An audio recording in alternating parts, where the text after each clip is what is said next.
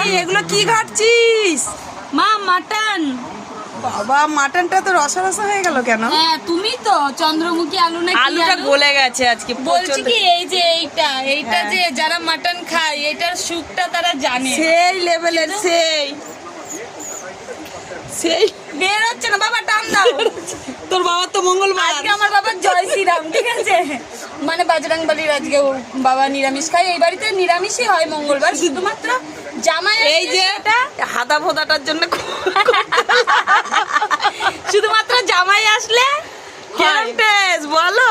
আরে বাবা রে বাবা, কিন্তু মাল বেরোচ্ছে টান জোরে টান সেই লেভেল খেতে।